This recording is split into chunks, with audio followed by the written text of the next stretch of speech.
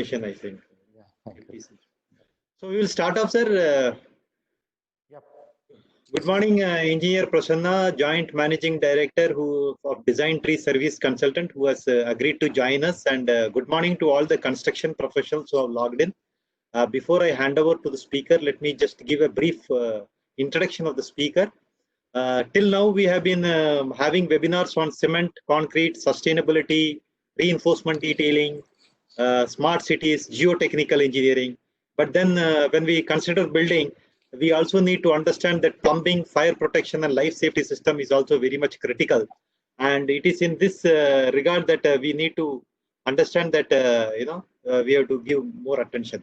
So Mr. Prasanna B.O., he graduated in civil engineering in 1987 from Mysore University.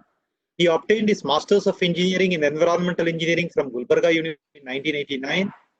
Over 3 decades, he is carrying out design services like water supply systems, sewerage networks, sewerage treatment plants, water treatment plants, solid waste management, stormwater management, swimming pools, and filtration plants, industrial piping covering design of compressed air, vacuum, process cooling systems, fire protection, and life safety.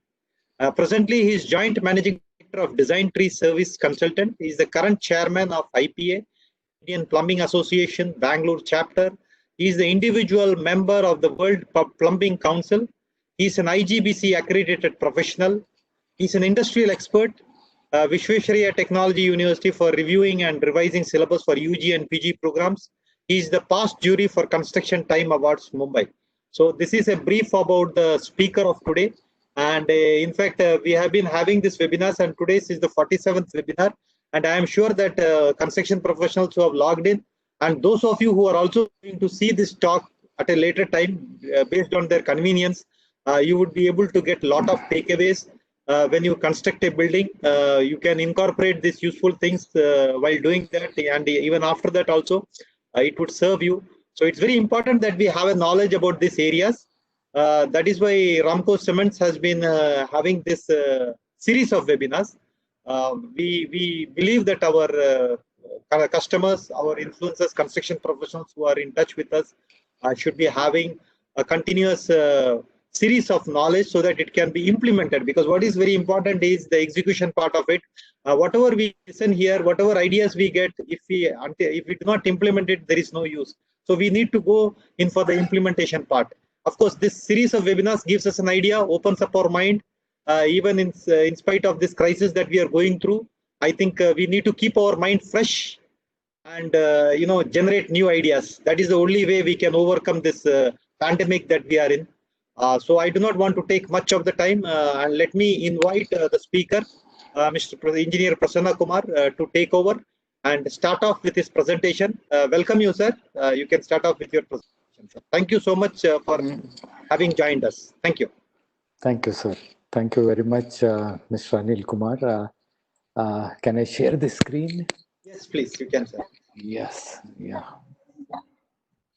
And first of all, thank you very much for the opportunity given to me from the Indian Association of Consulting Civil Engineers, Bangalore Center, and the Department of Civil Engineering from Saptagiri College of Engineering and Ramco Cement.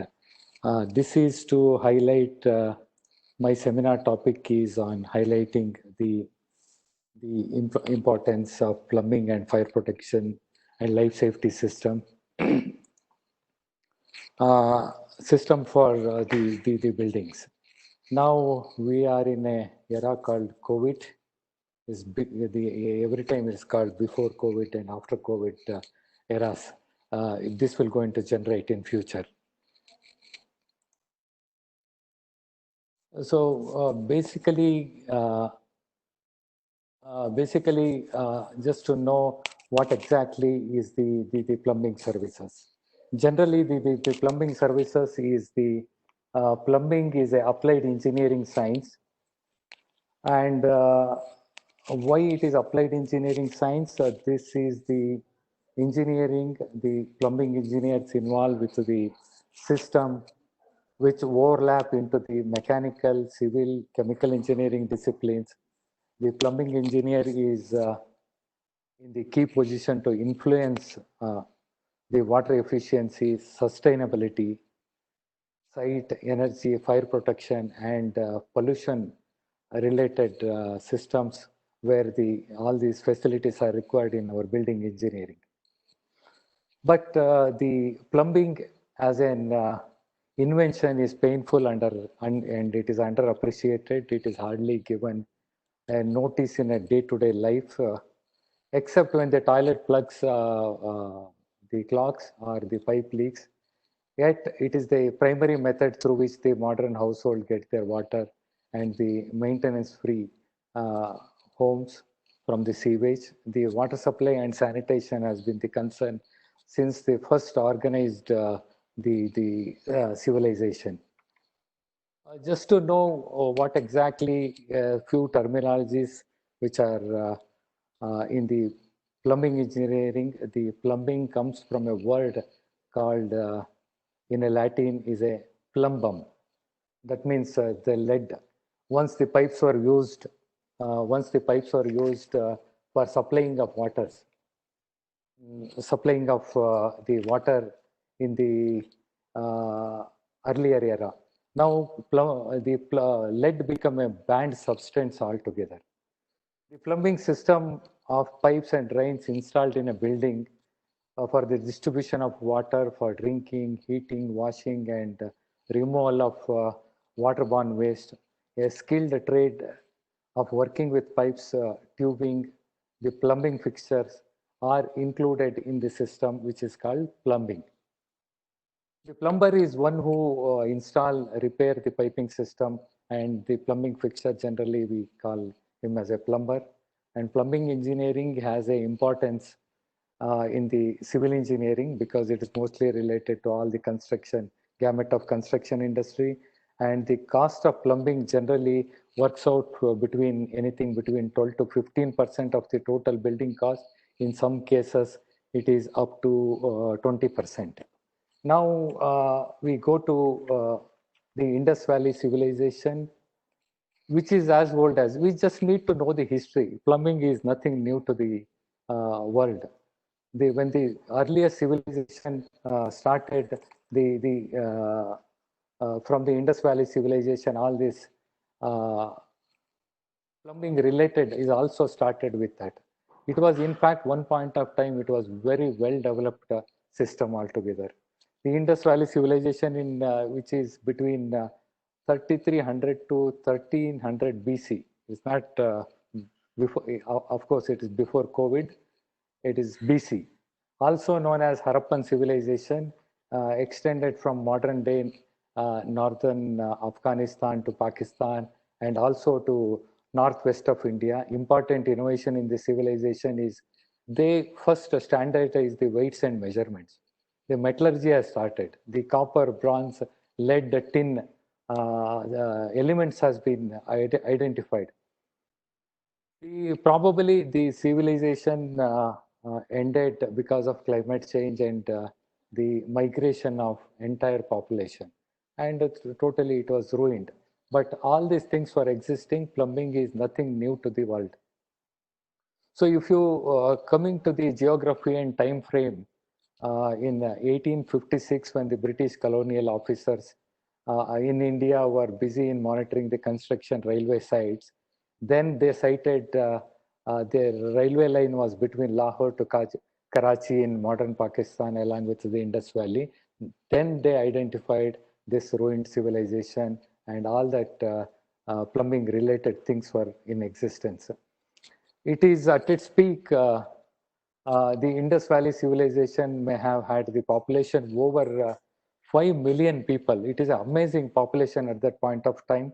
The Indus cities noted for their urban planning, technical, political, as well as land use they know very well, and also urban environment. They are also noted for their big, elaborate drainage system and the water supply and the formation of cluster for the non-residential buildings. See, there are 4 or 5 the renowned civilizations which are existing: the Mesopotamian civilization, Egyptian civilization, and Chinese. They all that invented their more concentration of keeping the waste generated from the human activity away from human habitation. They were known to all these things. At its peak of Indus Valley civilization, we had the population, as I mentioned earlier, and the drainage and water supply was at the greater efficiency level they have done it. So these are the few pictures which you can see on the screen. And that was the ancient civilization when the average plumbing system was looking until 1800 was built a toilet. We can see in the picture, the toilet is in the higher end. There is a septic tank below. There is a waste arrangement, which was the after the modern civilization has started. So in the 19th century, in 1800 onwards, the plumbing really taken off in the greater extent. Sewer mains are built and cities are built. The copper and steel pipes are replaced with wooden pipe and lead pipes. Lead is considered as the carcinogenic and also having health effect. This lead ban has come after the Second World War onwards, and now there are more modern material which has come into the system. Now what we look is these great toilets. From earlier to now, the sea change has happened in between. So now on the plumbing design service. So for engineering graduates, the aspirants of practicing in plumbing engineering, of course, this methodology is same for all the engineering practices, but particularly my orientation is on plumbing and fire protection system today. You require to adhere to all NOCs, no objection certificate conditions, which are given in terms of codal requirement, and one has to have the total technological update. From the history of human civilization till now, lot of technological updates, do's and don'ts we have learned, many innovations has been done. So now all this we are fitting into building environment system now. So in fitting into the building environment system, you need to optimize the space requirement. So I cannot have the space which is having a utmost real estate value, using it for shaft fitting in a pipe. So optimization techniques are really required, and it is the requirement of the day. And environmental concerns we need to address while designing the things. And all said and done, the sustainable design solution one has to incorporate. It should be long lasting, and the sustainability need to be taken in the forefront. So all said and done, now the adherence to codes, NOC, standard, technological update, our design should be such that which is addressing all that ease of constructability. So now coming on to why plumbing is required. I'm just shifting between my other computer and this computer. Sorry for that interruption, little inconvenience in shifting. The objective is to provide the health aspect. All consumers require continuous sufficient supply of good quality of drinking water. That is the important thing. Goal is to develop a system that involves abstraction of water from the source of treatment of water and storage and the distribution of the treated water through the network of pipes and mains. Maintaining the quality of water within these distribution mains, and the delivery of sufficient quantities required for the continuous supervision. Leakage and wastage should be controlled to the minimized, and the safety and economic environment has to be created. The collection, transport, treatment, and safety disposal of wastewater is an essential element towards the protection of public health engineering systems. So now, coming on to that, why all that civilizations are on water? Because water is everything. Water is everything. Water is the indicator of life on the planet. Whether that's why the search is going on Mars, whether we are getting the water, or many exploration is all on water, because the existence of life defined on the basis of water. So when water permeates onto the life of Earth, the essential, it is an enabler and sustains both life such as plant, animal, and all that human civilization. We never know the worth of water till the well dries. It's a great philosopher, the Thomas Fuller said. So if you take the water in the human body, brain consisting of 80% of brain is of water, heart is 78%, kidney is 83%, muscle 75%, the lungs, the blood is 85%. Overall, the human, the total formation is anything between 65 to 70% is of water. The ability of plumbing and sanitation system to deliver clean water and remove the waste from the as to protect the population from the communicable disease is the requirement of the day, and everything life is depending upon the water. Now, if you look at the distribution of earth water, the 97% of all available water on our planet Earth is salt water. It is on ocean, and 3% is only the fresh water, where out of 3%, 77% of water is frozen in glaciers or in the form of ice. And 22% of 3% of fresh water is in underground, which is already depleted. In many areas, it is beyond reach. And the available useful water for all cities, all the habitation now is on 1%, which is of that 3% of fresh water, which probably 0.01% of whole water which is available. That is the importance of water, and this is the whole distribution. If you take the world water, how the water usage is distributed, the irrigation, our water requirement for irrigation is about 70%, and the residential is 10%. Industries, all commercial industry, all put together is 20%. So major user of our water is the irrigation purpose.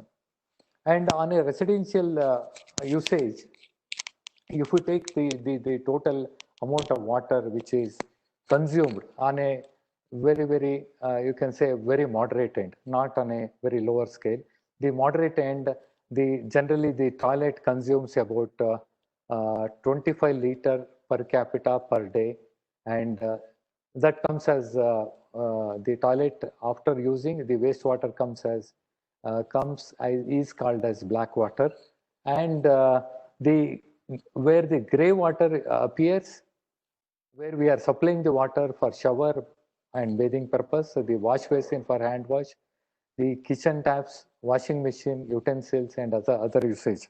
All put together, the total amount of gray water, water usage and production of gray water is 125. Overall, we are on a very moderate scale. We are consuming about 150 LPCD of water per day.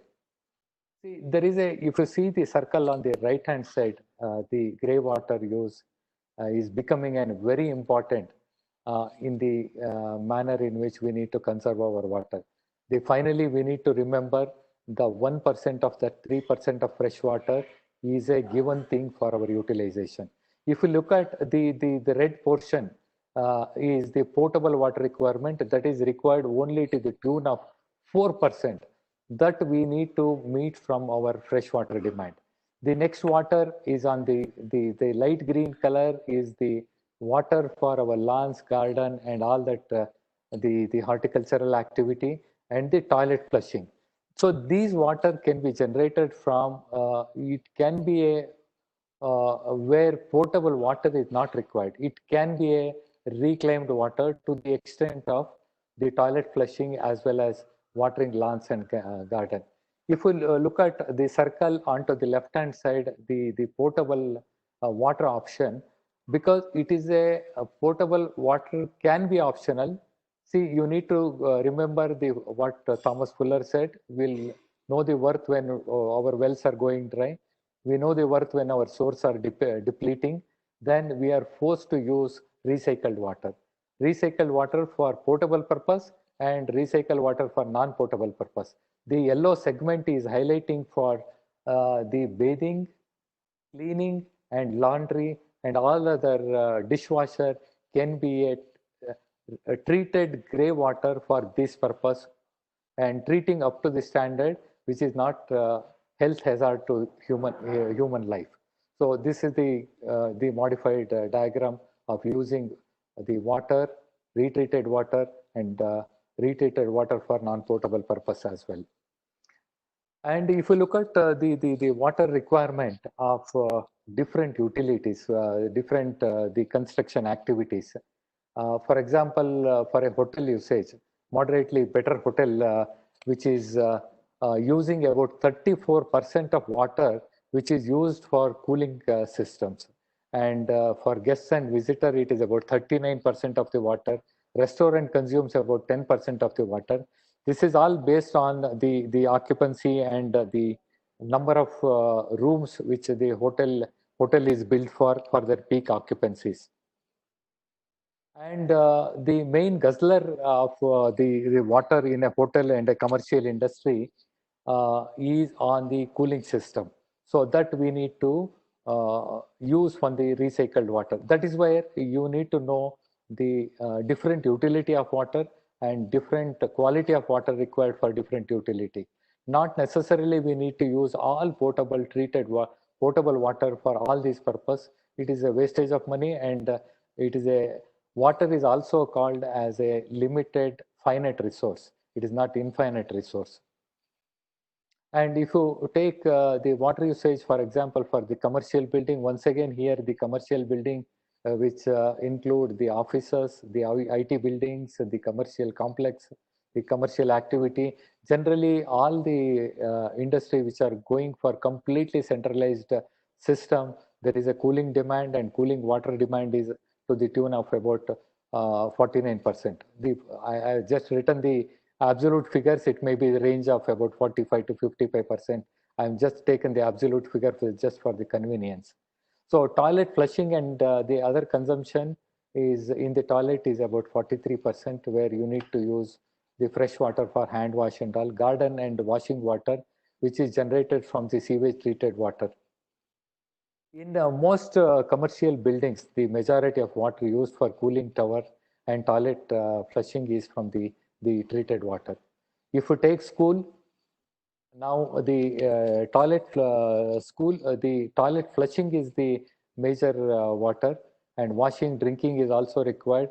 Now after COVID condition, you may have to modify this diagram, for more water usage for washing, drinking, as well as the flushing systems.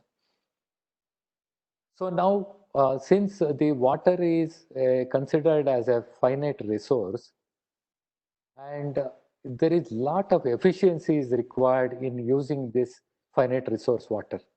So how to do this? The water efficient building strategy we need to have. This in our plumbing industry, we use this as 3R approach: reduce, replace, and reuse. So you need to install water meters and taking the meter reading regularly. I'll tell you the psychology also behind the water meters. It is like a policeman standing on the signal, nobody dares to jump. So that is the same analogy in which if you have the water meter, people will pay for that water. In an apartment, making water meter compulsory, one point of time, BWSSP is also thought of, but it requires a little economical support. And it may be the next order of the day to have water meter compulsory. Next is the check the flow rate of the water. That is also important thing. And installing basin taps, which you can see in the picture, which may be consuming, this is the more consuming water, and the tap with the wash basin with the installation of aerator, which may reduce the water consumption maybe to the extent of 2 liters per minute. and efficient urinals, which may use about 0.5 liter per flush of urine, and the shower is about 7 liter per minute. And the third strategy is to replace all that fittings which are leaking. The leaking pipes should be corrected. So once again, you need to bear in mind the water is a finite resource. So the three are principle on utilization of water, best for all the water activity for construction industries. So now you know the total amount of the water saving devices and saving of water. Now, if you quantify that water, the guidelines are given in National Building Code of India 2016 as well as 2017 Illustrated Plumbing Code. Is also given the amount of water required for human activity on per capita basis. For example, the water supply for a house connection between 70 to 100 liter is a guideline which is given. And depending upon the community, we need to increase whether it is HIG, LIG or different income group. The water quantity assessment can be done using this estimation. That was on residential water requirement. If you come to water requirement for different types of building in factories, where the bathrooms are provided, the 60 liter per capita per head for the estimation sake. Where the bathing facility is not there, it is 45 liters. And for a hotel, up to normal 4-star hotel is 180 per head. On a room basis, it become 360 if it is a 2 occupancy. And the 5-star hotel is 320 per head, and officers is 45 for IT and other industries. Okay. So then if you know all that water requirement which is defined in National Building Code as well as Uniform Illustrated Plumbing Code, need to tabulate to find out total water requirement of the project. If you look at the area is given number of units and the number of population per unit, total number of the per capita of water in domestic, flushing and total water requirement. So this gives the fair assessment of the total water requirement required for the campus. Once you assess the total water requirement, now it comes for the distribution of that water in a different manner to individual buildings. Once you assess and identify, particularly for a gravity flow system of water distribution system, from the different sources. The sources may be the borewell, the bought-out water, the municipal water, or open well water, or desalination water, any source which is brought and filled into the underground sumps. Essentially, the underground storage capacity, total water requirement for a project is around 2 days of storage. In a gravity system, it is taken as 1.5 day storage is done at the underground sump area, and that water is pumped through a pump through the pressurizing main to the overhead tank. It fills first the fire overhead tank, then overflow going into the domestic overhead tank, and water is coming by gravity and supplied to the buildings. Just imagine the total building of about 5 stories, 10 story, 12 story. Now the height is, there is no limitation on height. So accordingly, you need to design and understand different system of supply of this one. So if you consider the gravity distribution system, if a building of about 60-story building, it is just an example. So it is not making any sense that using a total gravity system to supply the water where the water required at first floor, and I am storing that water at 60th floor. So different combination of gravity system has to be evolved into these buildings. For example, in this particular model, what is being done, and underground water storage is created, and from there it is pumped to first intermediate storage of the building, and from there it is pumped to second intermediate storage, then to third intermediate storage, and the fourth final storage. And the stratification of keeping these the tanks, which are saving humongous energy requirement, otherwise which is required to pump this water entirely from basement till the terrace, and taking that water, creating a potential head, and which is really detrimental. So much of head is not required. For a human utilization, the pressure requirement for a faucets and taps is anything between 1 kg per centimeter square. Maximum to maximum it is 4 kg, but one has to restrict to 3.5 kg per centimeter square of pressure. Otherwise, you will have the medical emergencies in using the health faucet or the wash basin, or the water from the wash basin and sink. If the pressure is more in the pipeline, splash out of the wash basins. So in this particularly gravity system, the water is once pumped here, and by reticulation, all that water is supplied to individual units, individual the wet areas. And another set of pump is sucking the water and sending it to second stage, and using that water back and reticulated back into the zone 2 area. So these are the different schemes under the gravity distribution of system through different piping. The second one is the method of distribution is hydropneumatic system. The word indicates we are using the pressure in raising the water. Once again, the different sources which I have highlighted, all that water is coming to the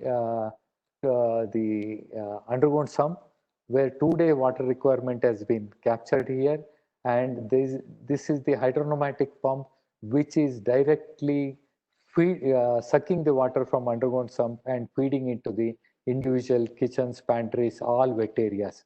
And one line is also taken into the fire overhead tank, and overflow is happening into domestic overhead tank and connecting. Here, the purpose of taking this connection into the fire overhead tank is to replenish any water required for the overhead tank, as well as avoid the stagnation of water. So this water overflows into the comparatively smaller overhead tank, which compared to the gravity distribution system, and this water can be taken to one of the floor toilet. And meantime, one has to take care of, because since the water is coming from different sources, you need to have appropriate treatment system for this as well. If you take how the hydromatic water distribution happens, the pictorial which shows this green color shows the hydropneumatic, the underground sump, where we are stratifying the pressure requirement into zonal basis. We have the first zone pump, which is pumping from, say, about first floor to 10th floor here, and the second pump is pumping from 11th floor to 21st floor, and third pump is pumping from 21st floor to 30th floor, and 31st to 40th floor. These are the different zoning arrangement which has been created, because once again, it is a conservation of energy. You need to pump where the water is required. We are keeping the bare minimum pressure of 1 kg at the top of the user zone, and maximum of 3.5 to 4 kg at that zone. In between, we don't take any tapping, because it is having an enormous pressure range within the pipeline, so which is detrimental for tapping that water, detrimental to the fixtures, faucet, geysers, everything. So we are restricting the maximum pressure and minimum pressure accordingly. These hydropneumatic pumps are designed for the direct supply. Here, this eliminates keeping of any overhead tank here. You don't have space to keep the intermediate overhead tank, so this hydropneumatic system is the answer. You have no space to keep the overhead tank on the terrace, hydropneumatic system of supply is the answer. This is just a graphical depiction. The blue line shows the water which is supplied to domestic activity from the direct hydropneumatic. You can watch that the bubbles are supplying the water to individual faucets and fittings of the toilets and wet areas. And it is a stratified supplied through hydropneumatic on zonal basis. The wastewater comes down, and from the STP, this water treated flushing water is supplied for flushing also through the hydropneumatic system. So now I was just talking about the codes and standards which are governing the design of the plumbing system. First is the 2017 Uniform Illustrated Plumbing Code of India, which is a joint publication from IAPMO, it is International Plumbing and Mechanical Officials, and Indian Plumbing Association. It is revised thrice. Indian Plumbing Association is committed to revise thrice according to contemporary plumbing requirement, and many chapters are added, lot of addendums are created to develop included, which is making as a current documentation and the current requirement it is analyzing. We have National Building Code of India publication from Government of India. It is a reference guide. Once again, we are following for all that made with the calculation of population, water quantity, type of pipes, material, fixture, water, the innumerable reasons you need to take these references. And I also mentioned we have our Indian Plumbing Association is having a guide for good plumbing practices, which is a very descriptive guide, which is giving all that information relating to renovation of your own toilet, creating your own plumbing system in the individual houses. The housewife can make use of that. It is written in very, very simplified technical plus non-technical languages. There are other books of the Plumbing Engineering Service Guide, which is from the Institute of Plumbing. And another publication which is the Health Aspects of Plumbing, which is a very important document, which is the publication from World Health Organization and World Plumbing Council. And it is giving a lot of information relating to design of plumbing. And National Building Code Part 9 is mostly onto the plumbing services. And we also have the special code SP30 codes SP35, mostly on water and drainage system, need to adhere to pollution control board norms, local guidelines, references. These are the bare minimum requirement the designer has to use to prepare his drawing. For a while, I spoke on using of high efficiency product, reducing the water.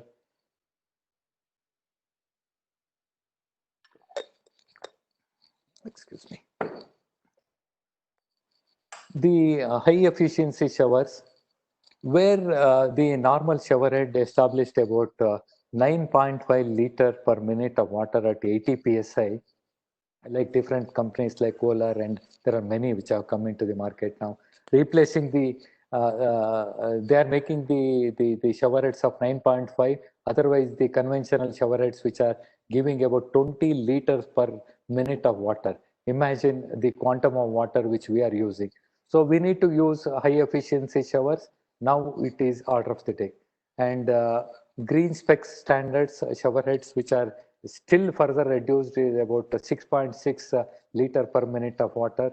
And there are many manufacturers like Hansgrohe, ETL, and Berico. They are made about 6 liter per minute of water. Now, since once again, I'm coming back to that, water is a finite resource. Water is there, and you need to distribute to the same water to the increase in population. The only method is, since you can't change the source, you need to change at the user end.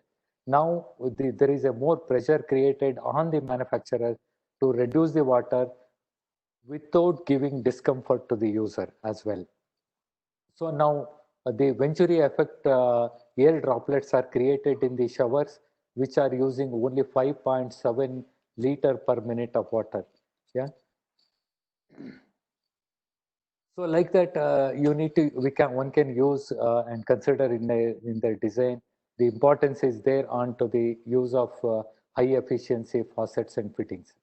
So now the flow rate of a residential kitchen faucet in a normal, which is available in market, is about 9.5 liter at 80 psi of pressure, which are equivalent of 8.3 lpm at 60 psi of pressure.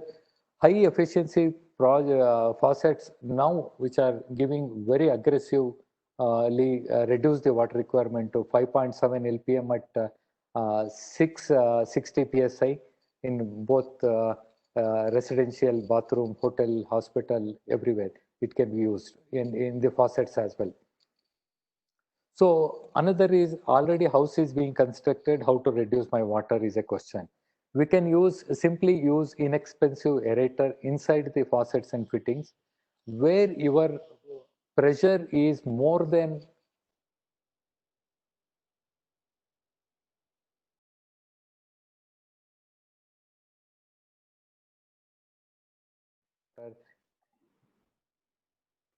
It's a bandwidth problem. Just wait, hold on for some time. Yes, sir. Now there is a bandwidth problem, I believe. any problem on that? No, but we can listen to you. No issues. Okay. You can go on with the presentation. Maybe the video may not come. It's okay, but we are able to hear you. Video is there? Video is not coming, but we are able to hear you. Give me a second. Let me check my bandwidth. And then we have the PPT also running, sir. Absolutely no issues. PPT is visible, right? PPT is visible, sir. Yes. So if you're not able to get the video, not a problem. You can continue with the presentation. How cooperative it is. Sorry for the interruption now. I'm coming back to this. So where I was talking on the inexpensive aerator is visible? Yes. Audible? Audible. Thank you very much. Yeah. Inexpensive aerator can be fixed into the faucets which are already there, which can reduce the water requirement as low as 2 LPM. It is a significant change will happen onto the water utilization. And one can use, because what happens when you use the tap, you switch on the tap, both hands are engaged, the water is profusely going of no use. Then you can see there is a foot operated. You can see, I don't know how much clear in my picture, the foot operated arrangements can be used. So it can, whenever you are using the water, push that through the foot and water releases and water stops. Still you can reduce the water utilization. So these are the minimum to improve the efficiency. We can use aerator, the good fittings for foot operated taps. All these are the requirement of the day. So another area where in which the water efficiency can be met in the toilet is the gravity flush toilet, the flow meter valve. Generally, we used to call this flushometer valve as flush valves, as a commercial term in the industry, and the pressure assisted systems. So generally, the dual flush systems is dominated now in the Indian scenario in all construction industry, in all the residential, because nobody want to see the exposed system which is hang on to the above the toilet, and it is a visibility. Now you see this picture, the entire system is concealed behind the wall. And only you can see the WC outside. The next is the flushometer valve. You can adjust the water quantity, and there is a plate which is fixed to this. It is also operating like a normal push cock, and the rated amount of water which comes to the WC. The pipe is fixed in this portion, and flushing water happens onto the WC, EWC, and wastewater comes down. The another system is pressure assisted toilet. It is more or less looks like a normal system, where part of the air is also injected along with the water to clean the total pan of the WC. The best example is our aircraft toilets. It can be the order of the day, because you are not offered to waste the water.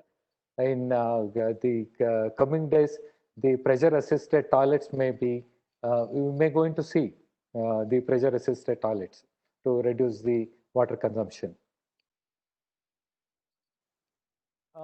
In the dual flushing also, if somebody says, what is the out of the box thinking on plumbing? You can have the systems are filled with the washed water into the WC system, and the same water is going out. So there is a, you will have a unique experience. It can go to compact homes. which may not be widely used, so one can start using this water. So it is like water saved is a water generated. Another area where you need to have the reduction of water is using of waterless urinals. I generally call, is that a waterless urinal or less water urinals? Generally, water is not used onto the front side of the urinal after usage of urinals. Rather, the advisory says you need to flush that pipe. Otherwise, the growth of magnesium ammonium sulfate, generally it is called struvite, which will grow if you do not flush that water on the back side of the pipe. So to avoid this growth, the upstream of series of urinals which are fixed, upstream of that, you need to flush that pipe through 2 fixer unit of water to avoid the encrustation of pipes. So now all on to the use of water, production of wastewater. All that water has come now. We also propagating use of treated water. So what is the methodology of treating water? Generally,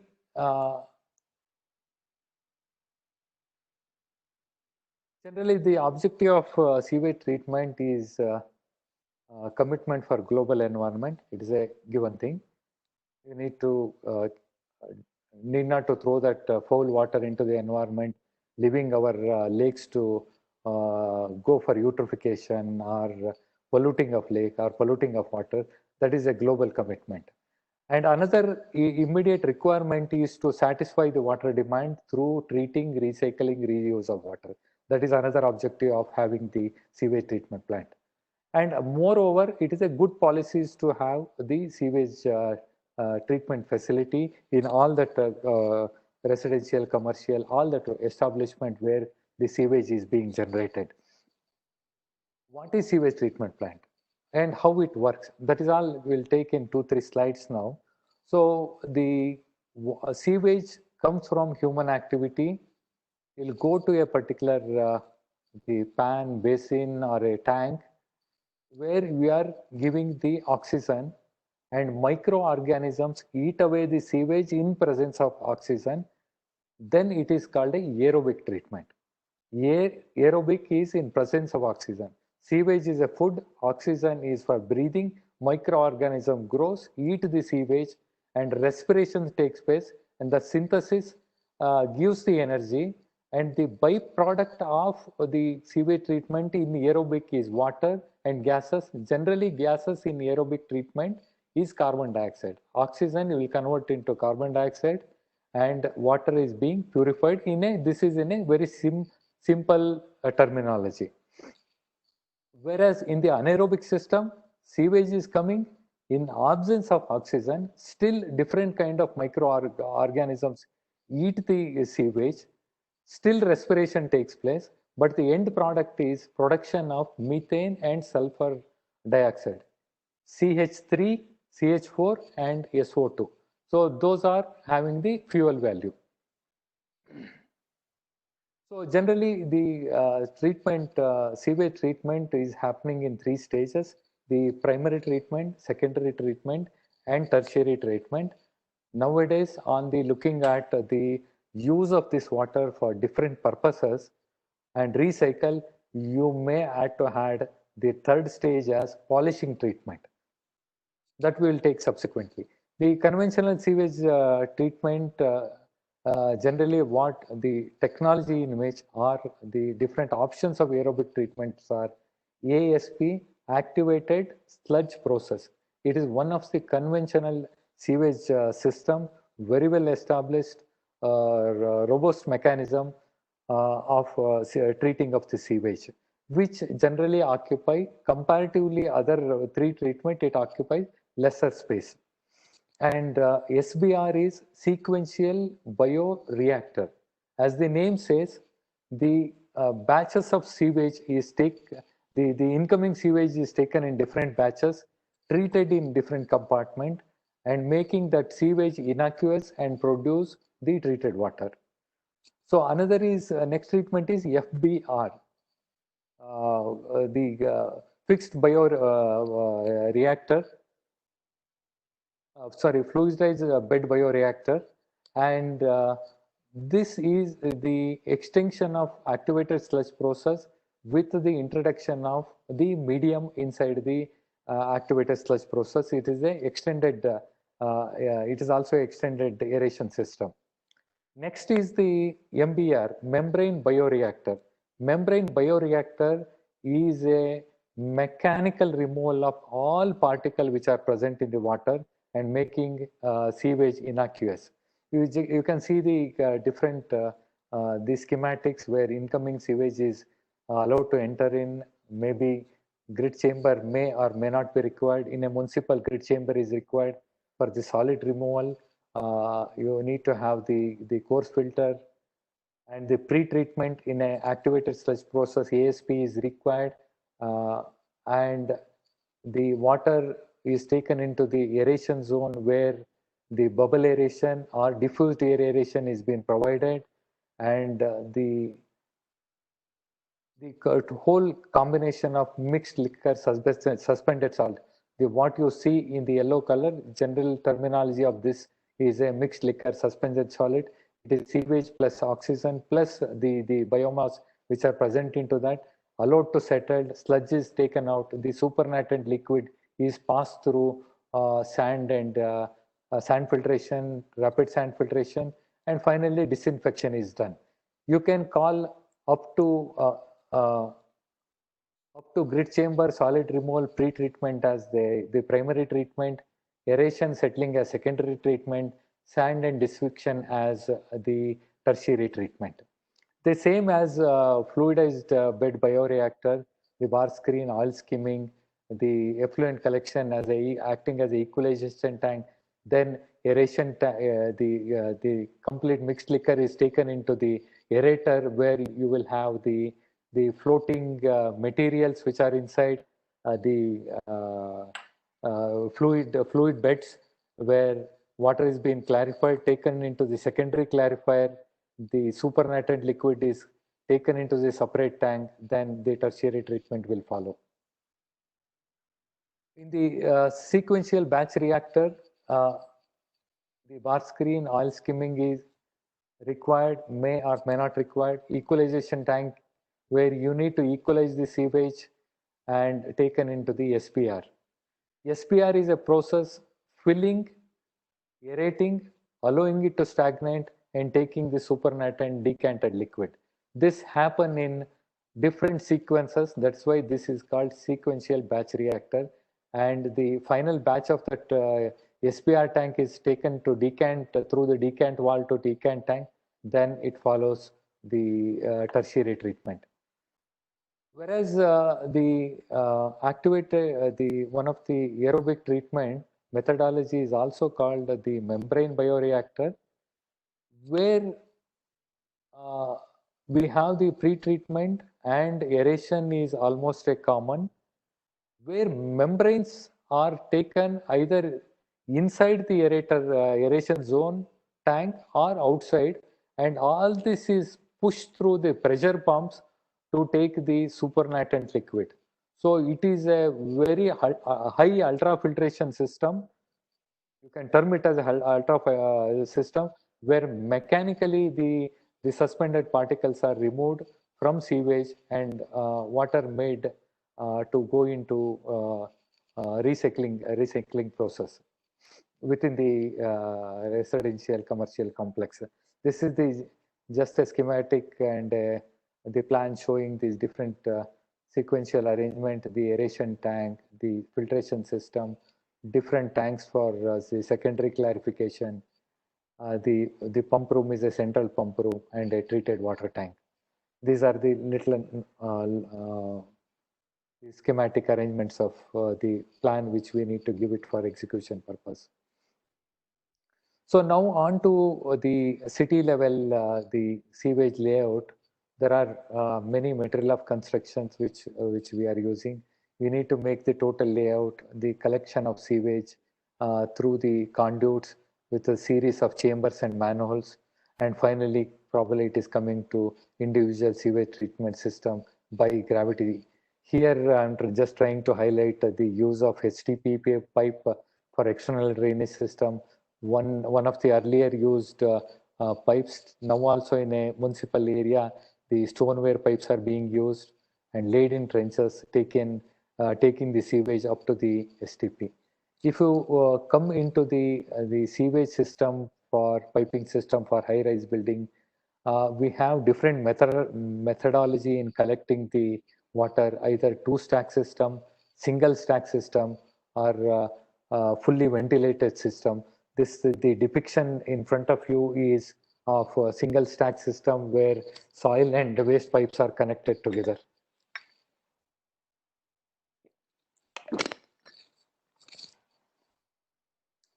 So individually, it is a say multi-story building. Individual toilets are being connected. Waste pipes are taken into the vertical pipes. Whether it is soil appliance or waste appliance, all are flowing through the single pipe and going. These are the new advancement in in the industry since a decade now.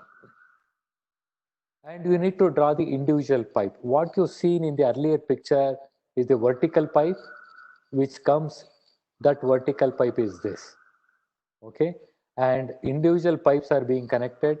This is particularly for two pipe system where waste pipe and soil pipe is being addressed and the rainwater pipe. So this layouting is being done for particularly an apartment where residential apartment toilet.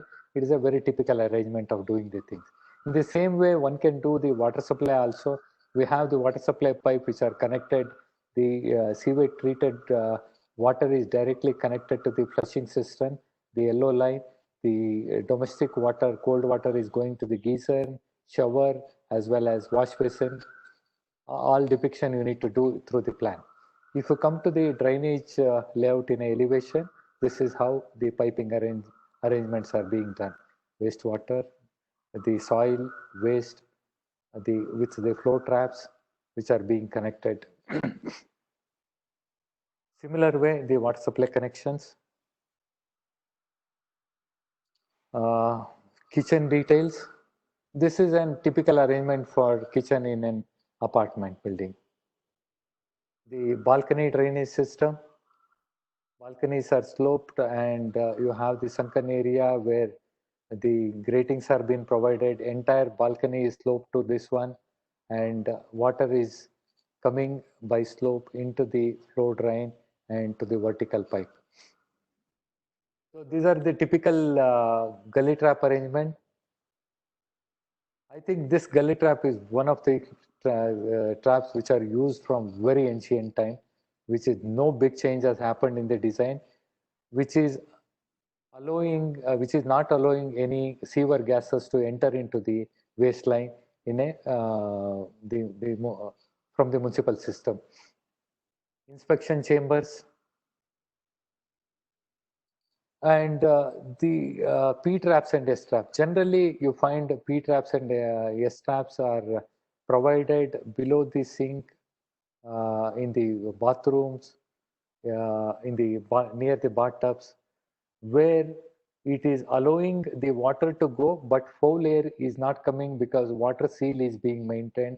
As per codal requirement, we need to use only traps which are having more than 2 inches of water, that is 50 mm. Now you see the different material of construction as I explained, the stoneware pipes. Stoneware pipes which are used in the municipal system, which is less cost compared to HDPE line, commonly used in Indian construction industry, easily available in the market. Transportation is easy. Labor, it is not labor intensive. And but compared to the modern plumbing system, HDPE pipe is much lighter than this, available in greater length, and it is heat and fire resistance. So there is a different material of arrangement, material of constructions are available in plumbing systems. Some of the pipes which are fixed into the vertical stacks to take care of the flow of sewage and wastewater, different fixing arrangements. This is soil, waste, and rainwater pipe. Fixing of soil SW or rainwater pipes, fixing arrangement. And in the shaft, after the civil work, you need to have the brackets and hangers to fix the pipes which are embedded onto the wall. After that, these pipes are being erected. These are the different fixing arrangements which are done. In the shaft piping work, where you need to optimize the pipe, you size the shaft as per the number of pipes are required, the connection details, all we need to take care of during the design. The high level pipe, probably in the basement ceiling, you need to arrange the pipes with the required slope, particularly the gravity system of supply of this one require lot of slope, whereas water supply may not be requiring slope because it going through some certain amount of head. And the piping work on the fixed on the terrace parapet level, which are in turn supplying water to individual shaft from the overhead tanks. Pipeline onto the terrace. Once again, on the high level service, which is you need to coordinate with the fire protection system. The red pipes is the sprinkler pipes, and white is the water supply pipe. Gray is soil and waste pipe. After that, one has to look into the different requirements of fixtures, CP fittings, which you need to have a lot of consideration on water efficiency, look and feel, durability. So these are different CP fixtures fitting. These are the fixtures which are required in the bathrooms, the health faucet, the paper holder, soap dish, single lever diverter used for the shower and bathtubs, the hand shower, rain shower, the bathtub faucets, uh, basin mixer wall mounted. So these are all the things. So one can somebody is interested in what is that our economics says. What is the future of plumbing? You know, if we just quantify whatever the activity, construction activity is happening in India, we see about 8.2 billion square feet of space developed in real estate space in India in urban center. That is the prediction before COVID. It's 8.2 billion by 2025. Now you need to apply the correction factor for COVID as well. Out of which plumbing, the construction real estate industry makes about 13% of GDP by 2025, which may reduce to, if the construction slow down, small amount of reduction may happen, but we will be well within about 13% of GDP. All these are given in CBRE research in 2018. Out of which, if we just quantify that amount of spent on real estate, out of which plumbing constitutes average, on an average of 8%, which is amounting to 2,000 billion rupees of construction, which is involved in the plumbing. That is the amount of work under the plumbing. It's a huge amount. There is a lot of scope, and there is a lot of requirement on plumbing professionals, and scope is humongous because it is an interdisciplinary engineering thing. After doing all this, what we see is a view of our finished toilets. So mostly we are sitting on the back of the wall as plumbing engineers service. Else, if you are not planning well, this is how we look like. This is how we look like. These are the Jugadu plumbing system.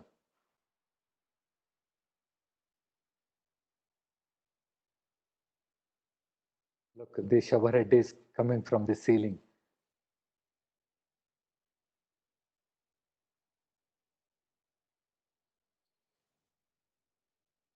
These are the unplanned plumbing system, which I am not propagating. So that was on the plumbing system. I'll just quickly run through. I have only 20 minutes, right? And now, yeah. 10 minutes would be there because 10 minutes will, I'll just try to cover up in 10 minutes. Yeah, on the fire and life system, National Building Code, as I highlighted earlier, Part 4 of National Building Code, highlighting on fire and life safety, along with other MEP requirements.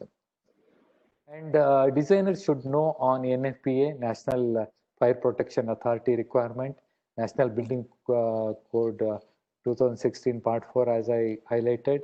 Factory mutual is a FM requirement, factory global requirement, is a requirement asked by many of the MNC clients to adhere to international standard.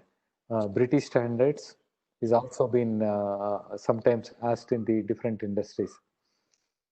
So which are the factors, key factors? I'm just only highlighting the key factors or designers to have consideration while designing the fire protection system for a building. Generally, building anything above 15-meter require fire protection system as per National Building Code, and these are the consideration one has to look into. That is building setback, the fire driveway, staircase requirement for the evacuation purpose, ramps for the once again it is a requirement of evacuating with the vehicles and the people.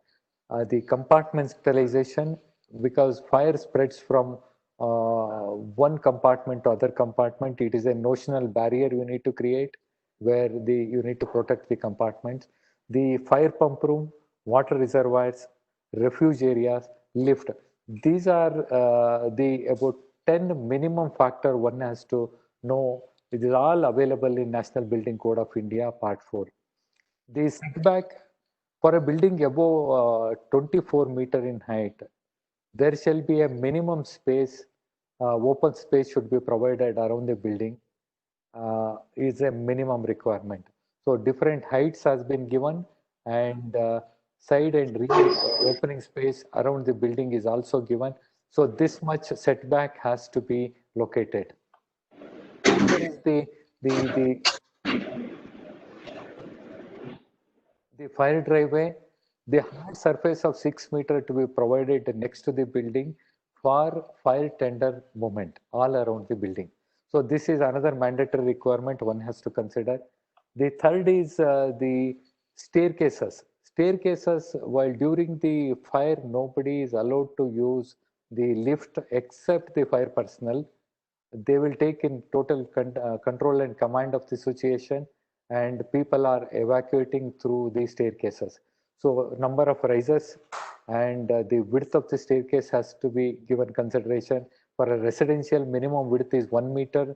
For A2 kind of a building, there are different classification which are given, and for educational 1.5 meter, institutional 2 meter is the staircase width which one has to give the consideration.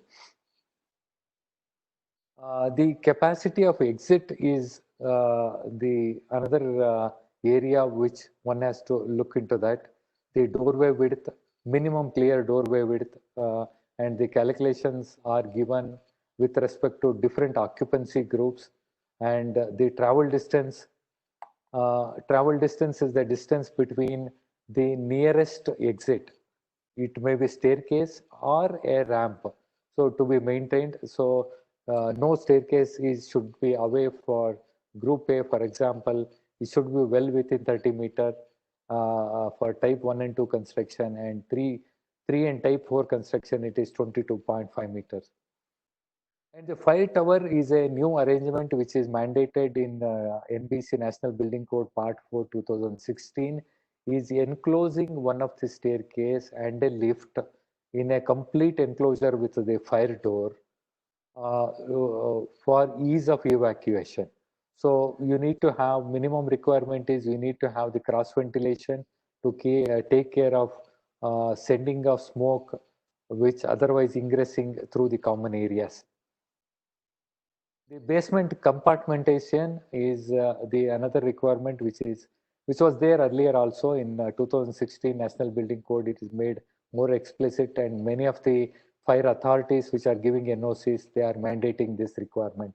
So we need to have the water curtains around the compartments to protect the spread of fire from one area to other area within the large basement areas.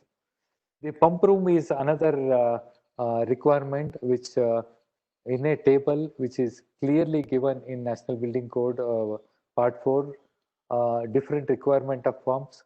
One is sprinkler pump, jockey pump, diesel driven pump, and the fire curtain pumps are highlighted.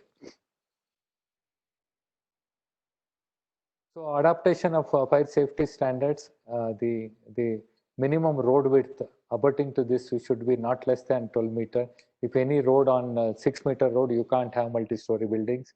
The strength of the road should be minimum take care of 45 ton load of fire tender moment.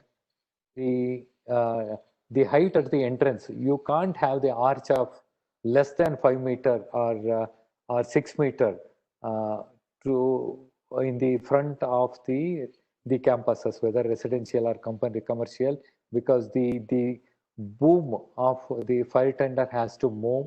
So you need to clearly give the clearance height. And another requirement is a facade opening. Nowadays, all that buildings, majority of the buildings are of glass facade. You don't find, in case of fire, nobody can be rescued because it is a fixed glass. That used to happen. Now it is all being mandated in a different requirement. You need to have openable windows, and in case of fire and emergency, those glass can be, the windows can be opened, and also it acts as evacuation of smoke if it is within that within the area of usage. The fire exits and refuse we need to take in. I think I have 1 minute. And staircase pressurization is another area which one has to look into that.